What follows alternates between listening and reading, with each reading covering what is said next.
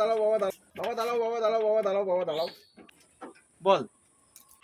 বাবা, আমি টোটো চালাবো, আমাকে টোটো চালানো শিখতে হবে। তুই টোটো চালাবি? দূর পাগল, এখন তোর সে বয়স হয়েছে নাকি তুই টোটো চালাবি?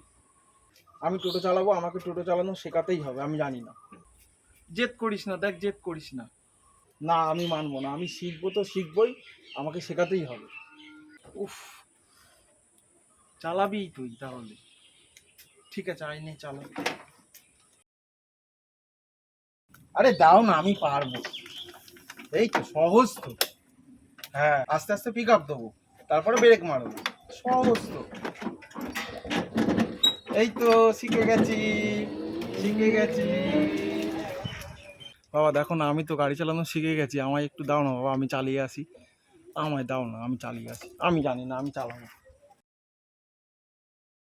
দেখ বাবা, তুই এত জেদ করলি, আমি তোকে গাড়িটা চালাতে দিলাম, কিন্তু তিনটে জিনিস সবসময় মাথায় রাখবি। কি তিনটে রুলস তোমার, বলো আমি শুনছি।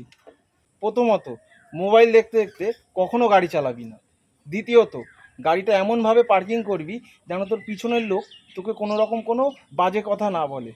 তৃতীয়ত, খুব সাবধানে গাড়ি চালাস বাবা। কোনো কাউকে ধাক্কা মারিস না, তাকে কিন্তু ক্ষতিপূরণ দিতে হবে। একটা কথা মাথায় রাখ, মানুষকে ধাক্কা মারলে তুই তাকে ক্ষতিপূরণ দিতে পারবি, তাকে ডাক্তার দেখানোর অনেক মানুষ থাকবে, কিন্তু কোনো যদি অবলা প্রাণীকে তুই ধাক্কা মারিস না বাবা, তাকে ডাক্তার দেখানোর কোনো মানুষ থাকে না। এই কথাটা সবসময় মাথায় রাখবি।